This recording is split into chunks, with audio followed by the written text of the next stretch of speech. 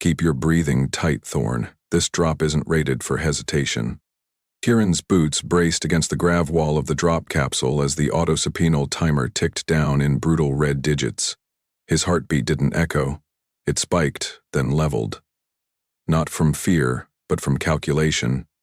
The atmospheric buffer on Vectress 9 had one window every orbit where the descent wouldn't strip flesh from bone, and that window was narrowing. Launch in 6, came the pilot's clipped voice from the chamber above, relayed through vibration pulses in the hull. Confirm injection protocol. Archangel active, Thorn responded, inserting the neural lock spike into his cranial port. His body tensed.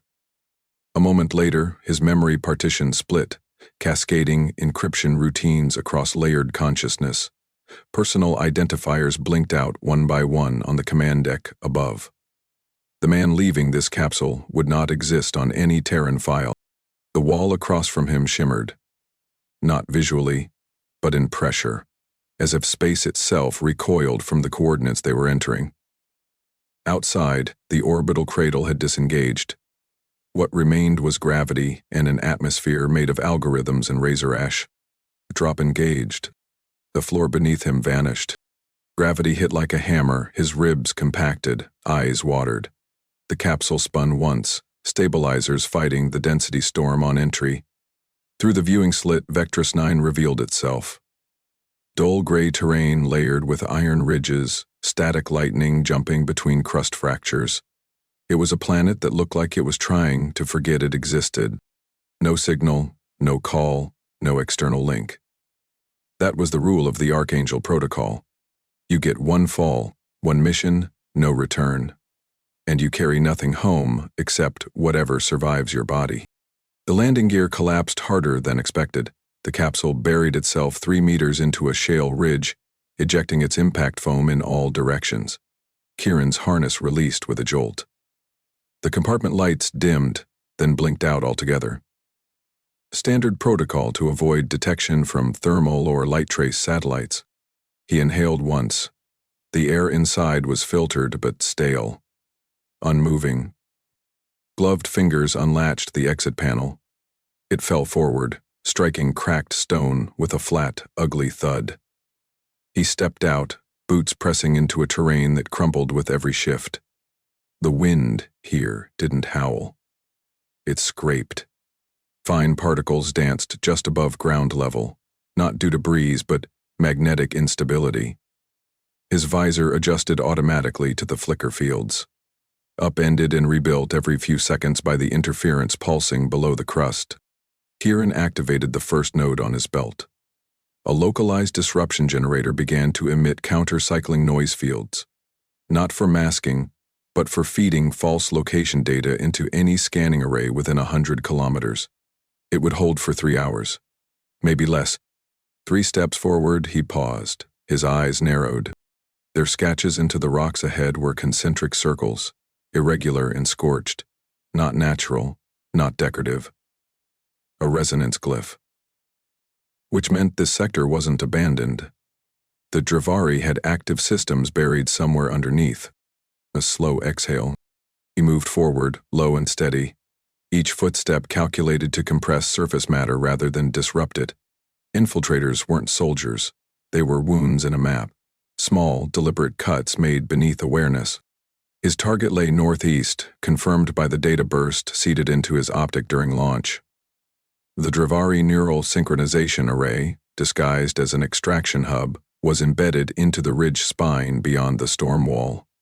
If the rumors held weight, it was less an installation and more a living system, organically grown from stolen cognition patterns, hardwired to receive the thoughts of 9 species at once, a collective brain operating without pause, and he was here to step inside it.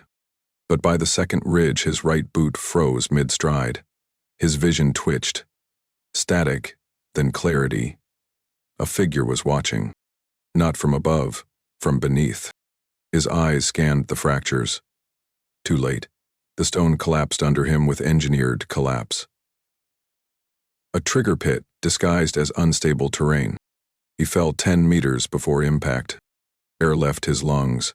Heat surged across his spine, as magnetic clamps surged around his limbs, not conventional chains. Directed fields anchoring him without mass. His helmet cracked down the left side, vision blurred. Then the room lit. No visible lights. The entire space brightened as if responding to the arrival of a biological node. 3 columns emerged around him, rotating with pulse glyphs. The air in his mouth tasted wrong, dry salt and old copper, like recycled fluids soaked through too many neural interfaces. His voice emerged, not from a speaker, from within his skull. A triangulated frequency scraping through the back of his cortex. "Human, you broke protocol. We will now break you." He tried to shift. The clamp fields held. One of the glyphs extended downward, forming a spiral needle of translucent alloy. It moved toward his left temple. He did not beg. He did not speak. Instead, Kieran Thorne smiled. And at that precise moment, Orbit-side Terran Command received a relay burst intercepted from Dravari FleetNet. The contents were played only once on the command bridge before being classified under Priority Null. A visual feed showed Thorne, suspended in a tri-clamp neural interface. His face calm, his vitals unreadable.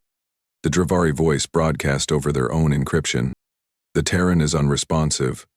His mind does not break, it folds inward. We cannot parse his signals. He is already gone." Then static. No further signals followed. 3 hours later, Earth declared Kieran Thorne presumed lost, but not dead. And above Vectress 9, the orbit slipped back into alignment, the storm wall sealing behind the drop zone, leaving no trace of his entry or the systems he now inhabited. The blackout above Vectress 9 remained total. No vessel crossed the rift boundary.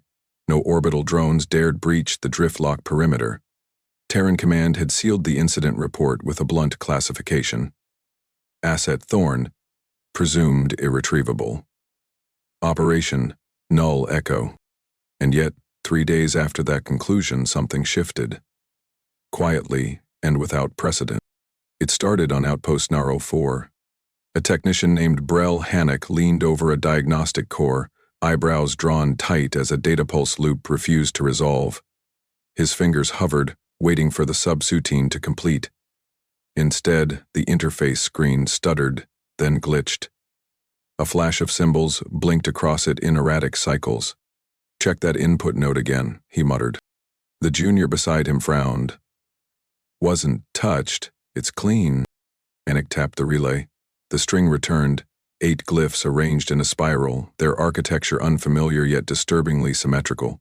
Then, without prompt, the console froze. Every terminal in the control bay shut down in sequence.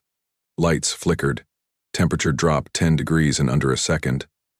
When power returned, the logs were blank, scrubbed clean without overwrite. That same day, 17 other Terran installations experienced identical shutdowns. Isolated, unpredictable, no two within immediate range of the other, but each preceded by the same strange burst.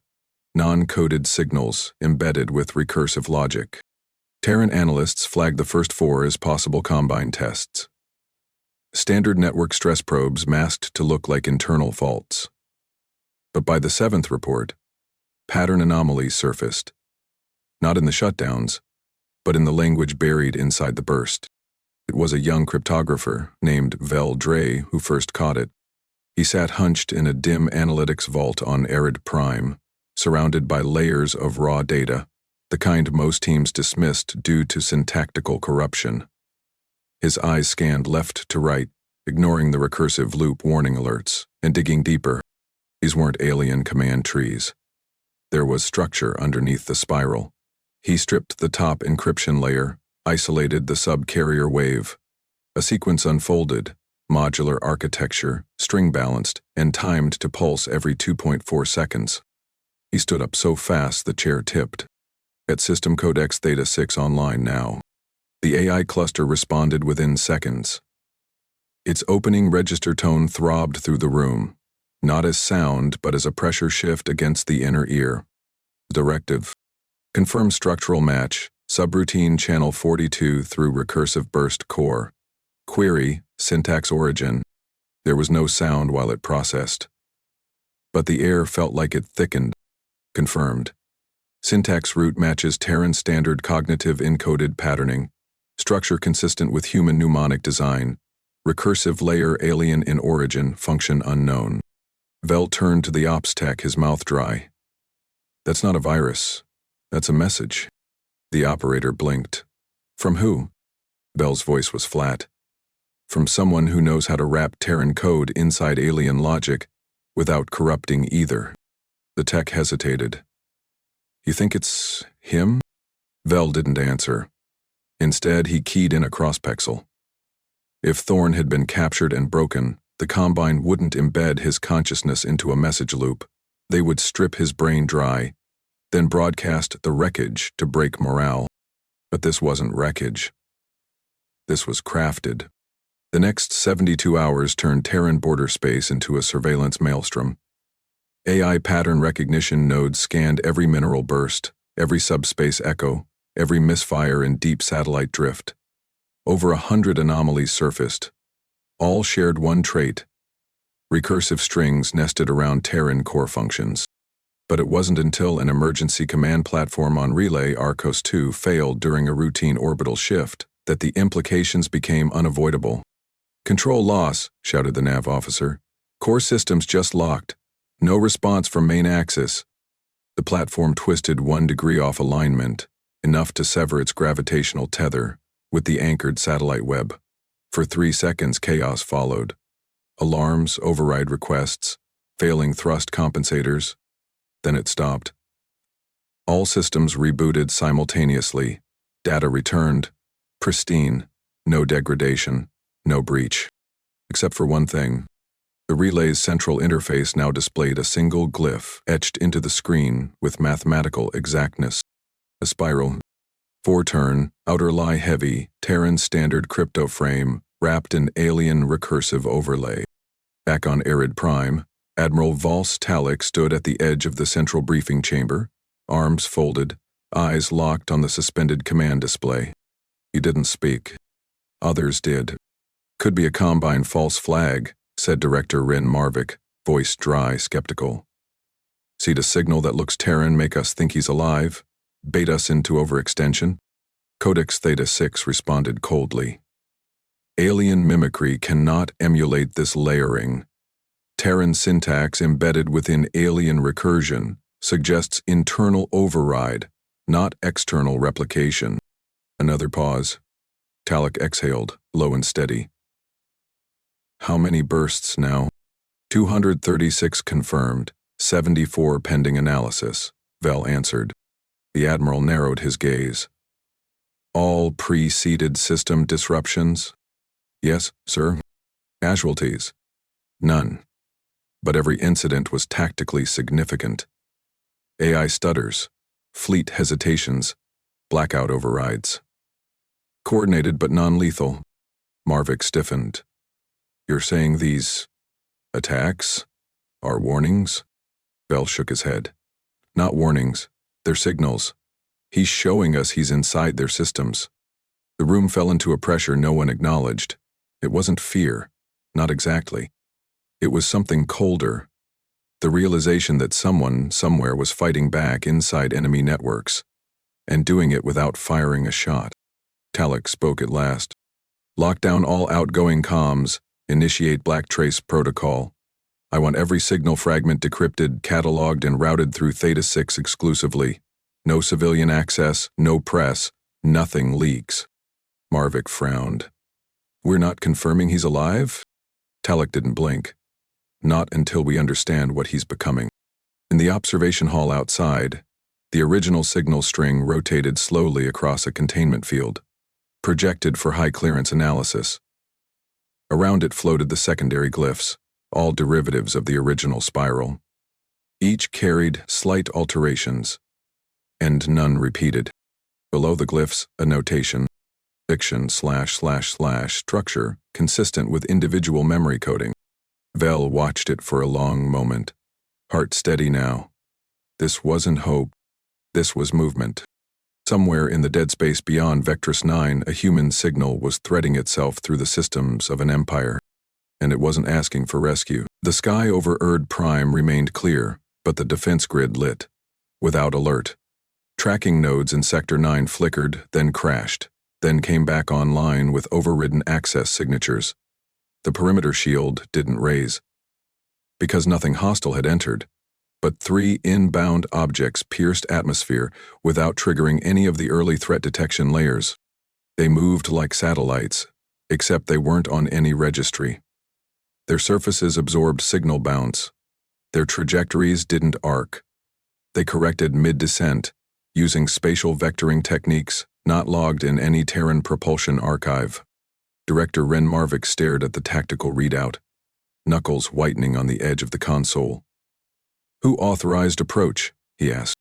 The room gave him nothing. The objects landed 30 kilometers outside Command Black Site, Theta RH, without broadcasting identity codes. They didn't issue challenges. They simply arrived and stopped. When Talek arrived, he didn't ask questions. He looked once at the screen, then turned to the ground unit commander. "Dispatch extraction team. Keep your weapons holstered until you see a reason not to." Marvick snapped his head toward him. "You're assuming this isn't hostile?" Talek's voice was steel. "I'm assuming it already won." The extraction convoy reached the landing zone in 12 minutes. Dust hovered low in the air, churned by displaced gravity fields, hanging without breeze. The team approached, with full shielding, cloaked armor, full optic dampeners. The forward officer tapped his comlink once. Then again. "Central, you need to hear this." The feed opened to a view that made every technician in the chamber freeze. Kieran Thorne stood between the drones. His frame was leaner, not malnourished, recalibrated. Skin pigmentation had shifted, faintly patterned in asymmetric waves, like static embedded in biology. His irises shimmered, not glowing, just refracting light wrong. His gait was too steady. Every step landed with the confidence of someone moving through a simulation he understood better than reality. He carried a black case the size of a field terminal, unmarked, no handles, no seams. "Is he armed?" someone whispered. "It doesn't need to be," another answered, and no one challenged it. Inside Thedardo, the security chamber lowered to bioshield lockout. Thorne walked through 10 biometric checkpoints, none activated. They didn't fail. They skipped him, as if the system didn't recognize the concept of applying security to the thing now in front of them. He stopped inside the debriefing vault. Marvick stood behind a glass partition, arms folded tightly across his chest. Talek didn't move from his chair. The data core case was placed on the table without flourish. Thorne didn't. "Where the hell have you been?" Marvick asked, voice breaking the artificial stillness.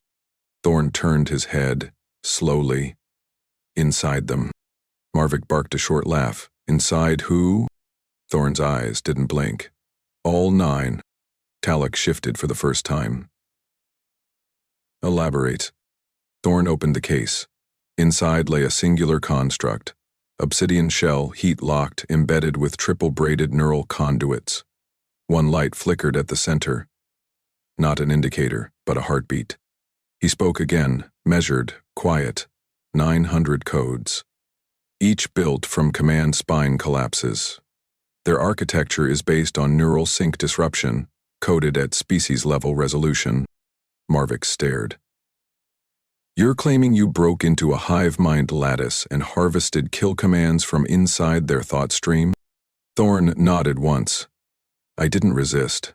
That was their mistake. They wanted access to my cognition, so I gave it to them. Bit by bit, recursive, reflective. Until I wasn't being interrogated. I was writing the questions." The silence in the chamber wasn't reverent. It was analytical. No one present believed Thorne was exaggerating. His words had the measured cadence of someone who had lived every second, counted each moment, and filed it. Talek stood. "Why return now?" "Because the codes complete the circle," Thorne said. "They'll collapse on themselves if not grounded in Terran logic anchors. That means someone here has to understand how to use them before they activate on their own." Marvick leaned in. "And how do we know you haven't been?" "Altered. That this isn't some buried payload, seeded in your brainstem. Thorn turned, slowly enough that the movement made the room feel colder. I didn't return for you to decide what I am.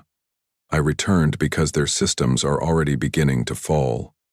And if you don't align our infrastructure before the next sync pulse, we'll be the ones rewriting ourselves out of our own command chain. Talek approached the glass. You want containment or cooperation? Thorn stepped forward, close enough that the external biometric scanners shivered in response. Want access to a black-frame tactical vault, 5 analysts with recursive logic clearance and full upload priority to Theta 6. Then I want clearance revoked for every system running Combine logic overlays. Because when the next pulse hits, those who didn't listen will freeze. Marvik looked to Talek. He's out of protocol. Talek answered without turning. He is the protocol now. Outside, the 3 drones still sat motionless at the perimeter. Their exteriors weren't scratched. They didn't emit signal, but the ground around each one had begun to erode. Subtly, steadily, like the presence of their cargo had altered gravity, or rewritten the terrain to match whatever logic it carried inside. And at the center of the vault, the data core glowed with a frequency not tied to any known power supply. As if it had learned how to beat on its own, Operation Fractal Burn commenced without ceremony. No anthem. No recorded directive, only a silent unlock and authorization node buried inside the sealed vault core beneath Arid Prime.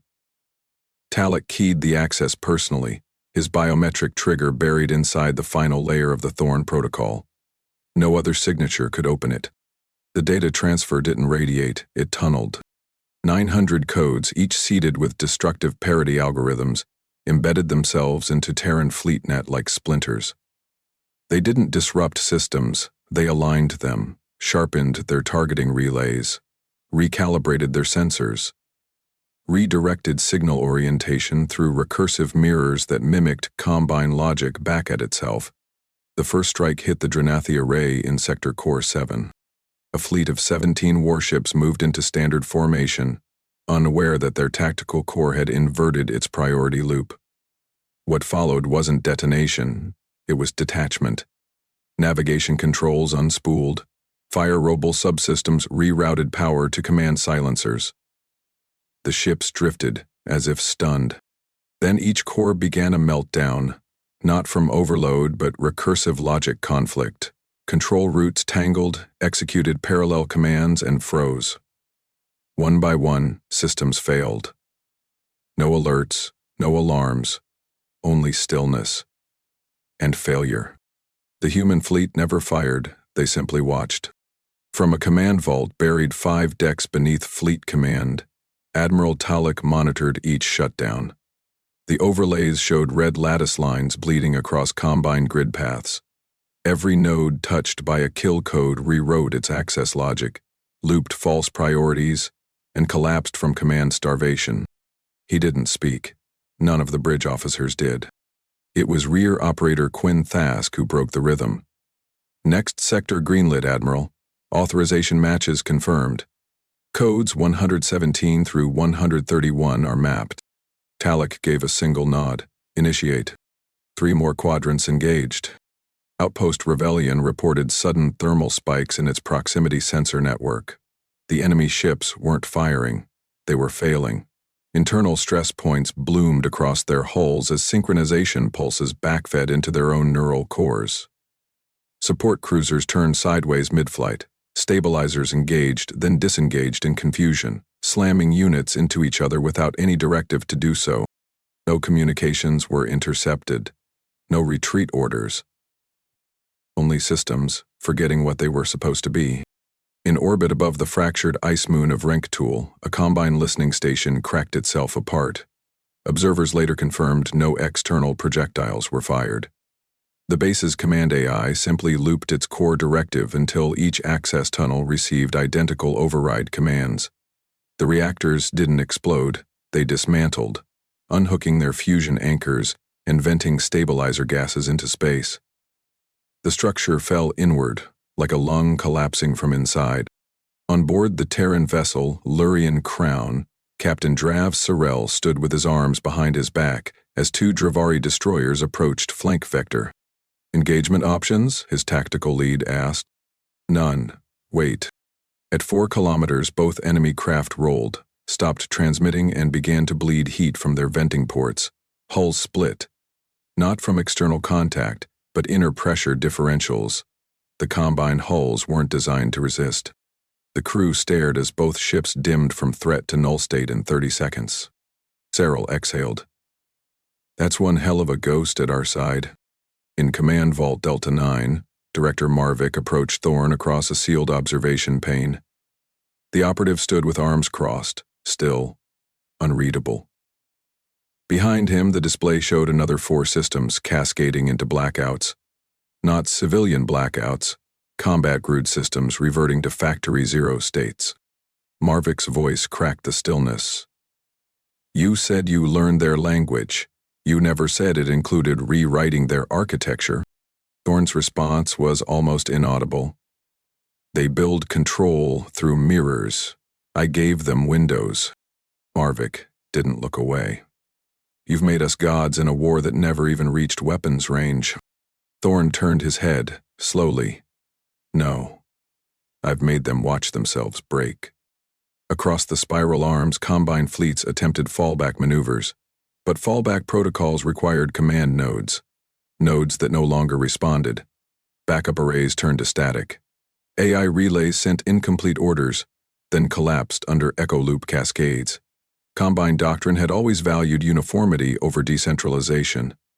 It had served them for centuries. Now it was ending them in days. One particular assault played out above the gas giant Mara's core. There, an experimental relay station designed to link 5 species tactical systems into one interface lit up, and then dimmed within seconds. The root node emitted a shriek of logic recursion so sharp it physically ruptured the command crew's cranial implants. One survived. His final words, recorded by orbital monitors. We spoke in one voice. Now we hear it screaming. On Irid Prime, Talek stood before the vault entrance where the data core now remained sealed again. Its glow muted but steady. He placed one hand on the outer casing. Thorne approached from the far end of the corridor. Steps even, expression unreadable. Talek.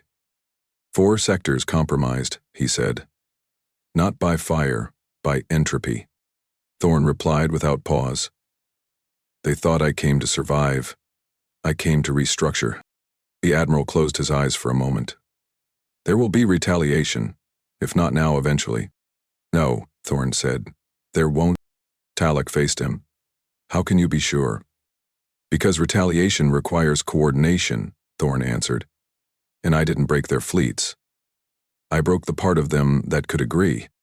Far above, the remnants of the Dranathi flotilla floated dead in formation. Still intact, still armed, still useless. The outer relay stations of the Dravari Combine began reporting internal interference 2 cycles after the last Terran code activation. Not electromagnetic, not from radiation bleed or flare dissonance. What they saw, what they felt, was fragmentation. Tactical continuity disintegrated between units. Orders arrived, but the intent behind them no longer matched the voice giving them. The species most reliant on centralized neural authority, the Varnak corebenders, were the first to splinter. Their entire structure depended on collective cognitive syncing, enforced by layered feedback loops. Those loops now echoed unpredictably. Sync pulses extended, then contracted. Unit movement staggered like limbs disconnected from a central nervous system. At Communication Hub 8 Rao, Overseer Nero Karks paced across the upper tier overlooking 3 tiers of interpreters. His 4 ocular implants tracked incoming channel threads. Dozens scrolled at once across his internal display. None aligned. Contradictions bloomed in red. One fleet reported forward assault posture. Another, same region, same timestamp, claimed fall back under duress. But both fleets belonged to the same species, supposedly responding to the same command. Cross-route validation, Karks snapped. Confirm timestamp variance. An operator below answered, voice tense. No variance, Overseer. They're simultaneous. Origin confirms, but directive is split. Karks clenched his jaw. This wasn't interference. It was a structural inversion. Their core chains, their crown networks, were interpreting synced data differently, which meant the underlying consensus had fractured, and if the consensus was gone, they weren't a combine. They were 9 disconnected empires sharing a collapsing language.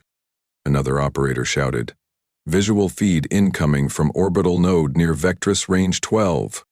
The projection snapped into place on the ceiling display. A fleet of 13 Dravari warships formed a perimeter around a collapsed platform.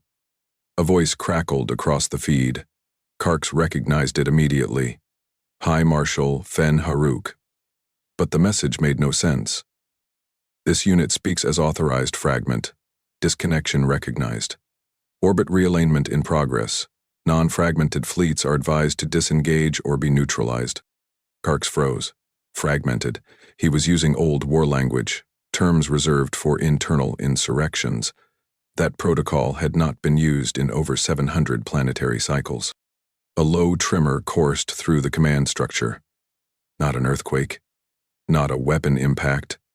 Neural interference, so intense it left the interpreters staggering, ears bleeding. Karks dropped to one knee. He grabbed the edge of the primary console, his left hand spasming. Then he heard it. Not a noise. Not a word. A pattern, spoken into his mind through frequencies designed only for Combine command roots. His own name. Spoken back to him. But reversed, distorted, as though a mirror had learned to speak. Karks screamed.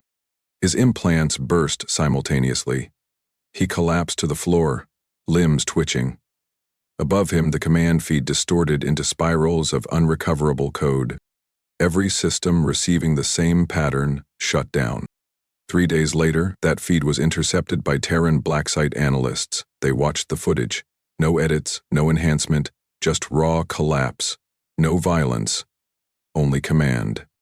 Thorne stood at the edge of the observation room, arms folded. "We don't understand what's happening," Valdre said, eyes glued to the final freeze frame of Kark's mid-celestial. "They'll react the same way anyway." "They'll react the same way anyway." Meaning? Thorne looked away. With fear. And fear in their species isn't just emotional, it's viral. It spreads through command pathways like a second language. On the Combine's diplomatic channel hub, the council broadcast room dimmed. The last 12 representatives of the war-signed species sat around a hollow arc chamber, heads low, shoulders drawn in tight. The Ask Dominion envoy finally spoke, tone devoid of pride. "We're losing command continuity," the Breath General snarled. "Then replace the cores." A pale-skinned Yershan diplomat leaned forward. "How? Our refabrication arrays depend on the same logic overlays currently infected." Arguments broke out. Old accusations surfaced. Betrayals from earlier territorial wars. Sabotage histories resurfacing as trust disintegrated. One faction suggested disconnecting from the core lattice entirely. Another proposed relocating command to deep space analog protocols. A decision never arrived, because in the middle of the council feed, every light dimmed and every personal transmission unit displayed a spiral. No sound, only a pattern. Then, without directive, the central gravity well in the chamber activated and collapsed inward, pulling the dais into a compression field. 7 died instantly. The 5 that survived ordered fleet withdrawal from every Terran-adjacent system. Not because they feared counterattack. Because they no longer trusted their own systems not to betray them mid-commander. On Arid Prime, Talek reviewed the compiled footage. The Combine had severed over 30 relay channels. Internal command centers reverted to manual overrides. Entire species had returned to pre-digital coordination. Analog fallback, paper tracking, vocal commands. He turned to Thorne. They broke themselves, trying to hold consensus. Thorne gave no reaction.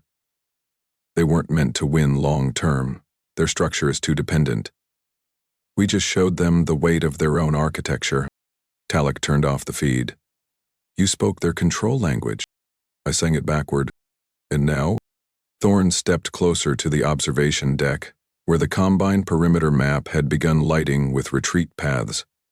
Now we wait to see how many voices are left to answer back. Thorne sat across from Director Marvick in the isolated debrief chamber, body still, posture locked, as though movement risked destabilizing something inside him. His eyes tracked nothing. They weren't vacant, only aligned to a space that wasn't physically present. The lights in the room didn't flicker.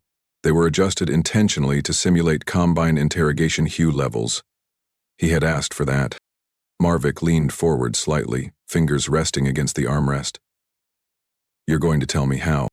Thorne blinked once, then spoke, not fast, not slow, but like someone reciting a language not taught, but burned into bone. Debian asked questions, he began. They projected pattern dissonance across my memory spine, clashed my recognition indexes against distorted sound fields.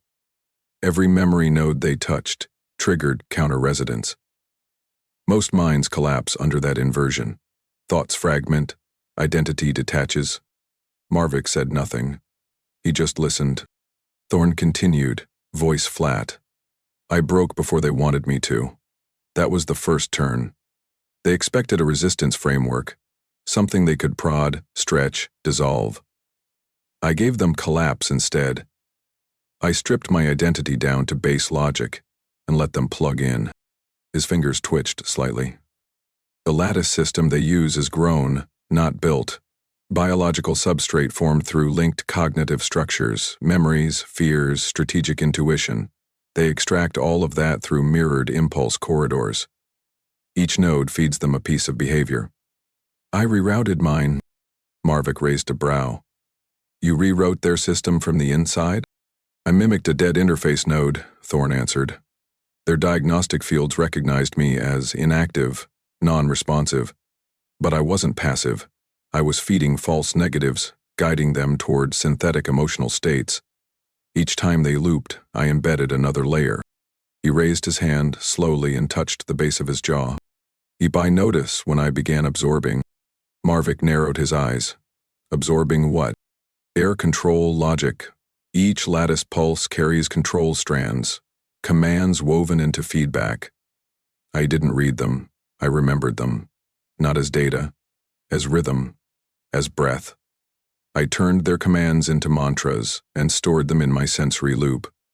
It's not encryption, it's reenactment. He paused. Do you know what it feels like to hear your own nervous system repeating foreign directives back at you in your own internal cadence? Marvick didn't answer. Thorne did it for him. It feels like burning wires over ice, like speaking someone else's memory with your own mouth.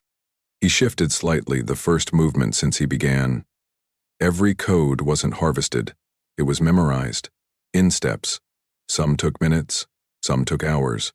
Some cost fragments I didn't recover. I had to isolate pieces of myself just to keep the sequence stable.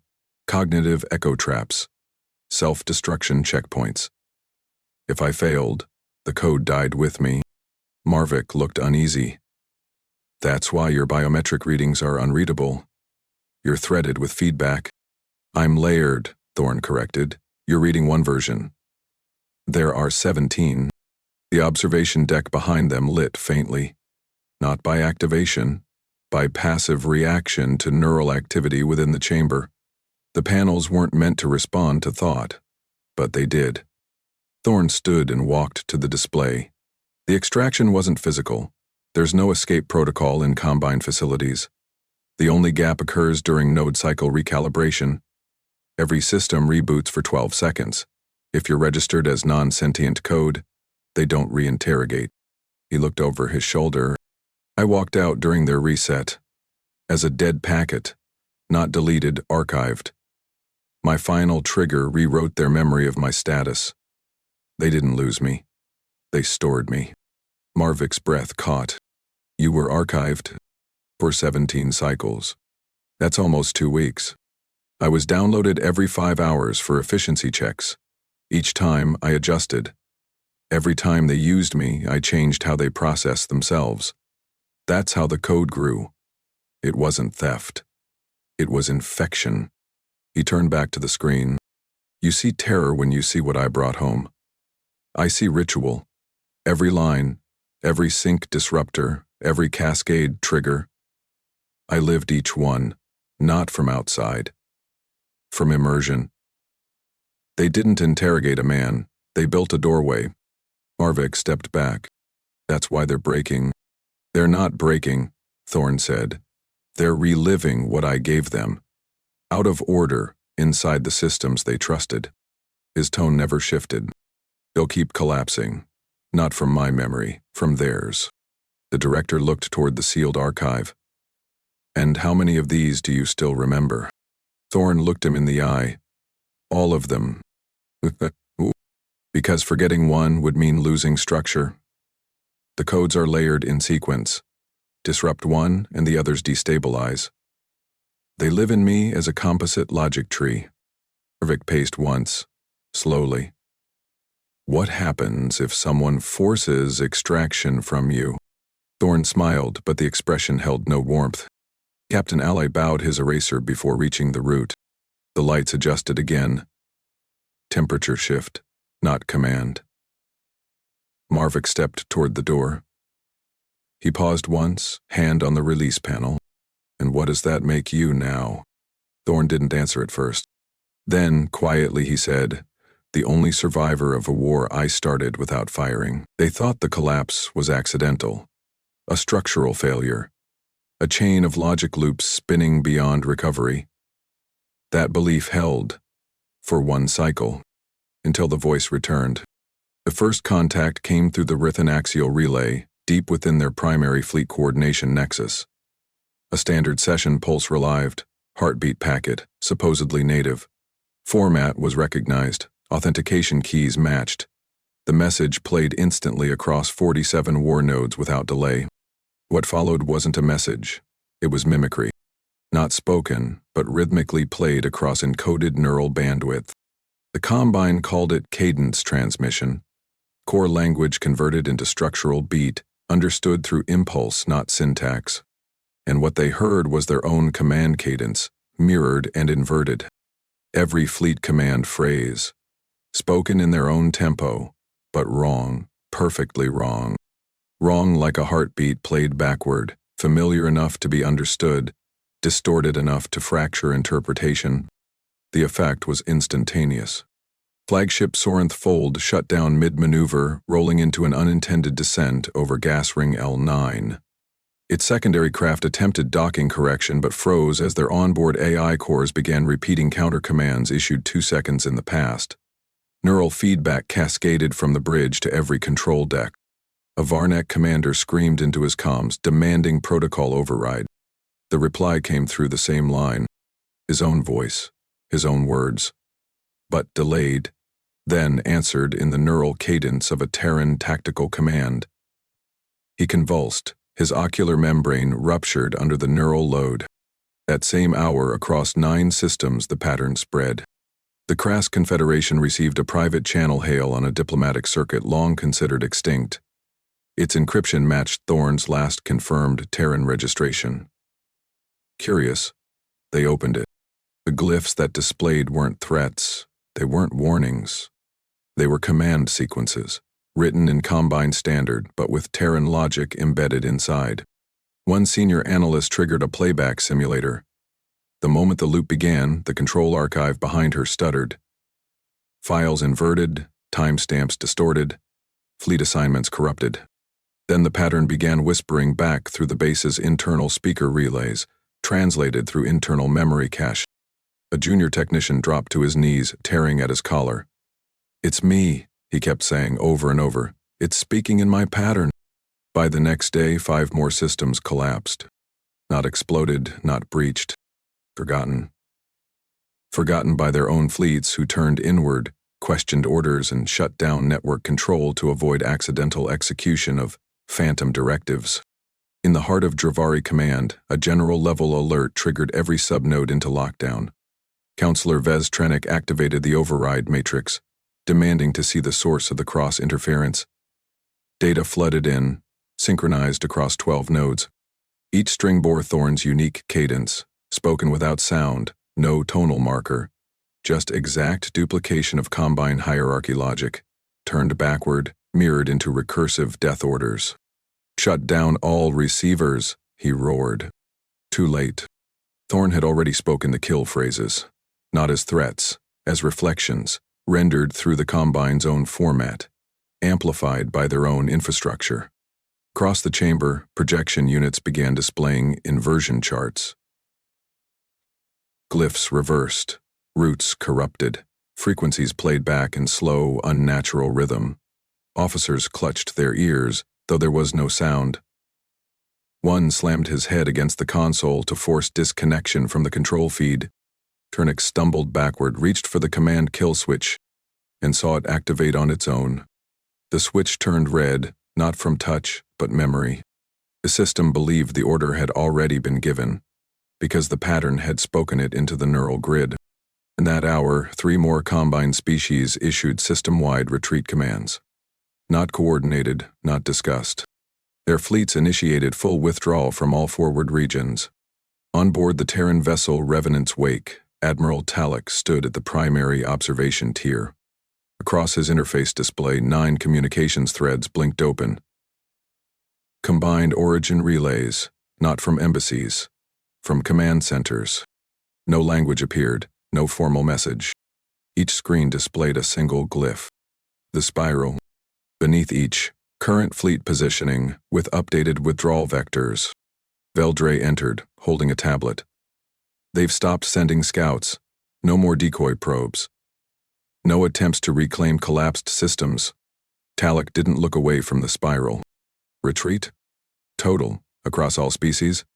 Talek let the silence weigh for a beat longer, then asked, "And Thorn?" "He's already off-grid. Ghost protocol, not responding." Talek nodded once. "Then we don't contact him. We don't send thanks. We don't send recognition." Baylor hesitated. "Why?" "Because he doesn't want it, and more importantly," he turned, "because we're not meant to know what he became." That night, across the quadrant, Combine ships blacked out their relay towers.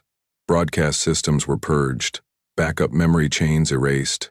The pattern had reached them, and they chose absence over acknowledgement. They didn't surrender. They left. Because to them, the war no longer involved ships or fleets. It involved memory, and memory could not be killed. The Voss Rift was redrawn on Terran star maps as a closed observation perimeter.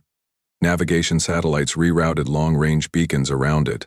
No flight plans permitted, no recovery vessels dispatched. Patrols didn't orbit it. They documented its perimeter from calibrated distances. The zone remained visually unchanged, dead rock, drift fields, tectonic tremors. But its meaning had shifted. It wasn't just a battlefield Earth had never entered. It was the place where a man had rewritten the outcome of an interspecies war without firing.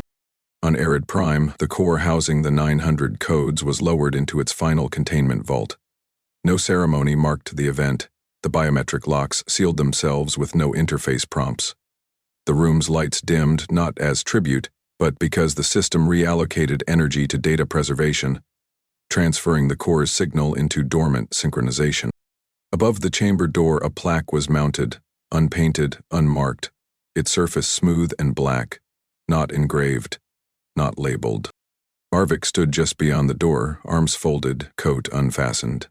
Beside him, Admiral Talek watched the seal compress, each layer folding inward like concentric armor plates, swallowing light. "Not even a designation number?" Marvik asked. "Paradise didn't leave us one," Talek replied. "No commendation, no rank reinstatement, nothing?" "Well, didn't come back for honor." Marvik shifted his weight, the silence between them long enough to sharpen discomfort. "Do you ever think we misunderstood what he became?" Talek's jaw clenched. "He gave us something better than clarity." "What's that?" "A deterrent." He turned and left. The Thorn Protocol passed through Earth's military legislature within a single day. New regulations outlawed further neural infiltration missions. Even AI-adjacent personnel were banned from any form of lattice resonance training. The protocol didn't warn of failure. It warned of dependency. One man survived, but Earth never intended to rely on a second. In the months that followed, Combine remnants fractured further. Strategic communiques intercepted from the Drenati Council showed a radical drop in cooperative security patterns. One internal message stated bluntly, "We cannot afford unity. That is where the human weapon strikes." Species that once relied on interlocked fleets began turning to analog methods. Vacuum-sealed orders, pilot-only craft, machine logic scrapped for tactile hardware, neural interfaces dismantled. It wasn't regression, it was fear-driven isolation. Entire systems built to trust centralized cognition no longer did. They didn't rebuild, they retreated inward. And Earth watched. Eldre stood alone inside the archival review chamber. He scrolled through logs of intercepted Combine attempts to rebuild control systems. The attempts didn't last long. Each time a new sync array came online, it broke apart within a day. No external interference, no Terran engagement. Only the echo of the kill codes, still floating in their architectures like memory decay. He turned toward Talek, who leaned against the wall behind him, expression locked in thought. "Is it over?" Vel asked. Talek stared at the projection. The war ended the moment they heard his voice in their own. Vel nodded once. He didn't leave anything behind. Talek's gaze sharpened.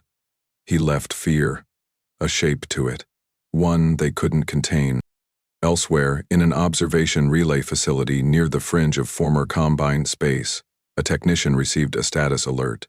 Brief, direct, unauthorized. It triggered no AI. It bypassed all gate protocols.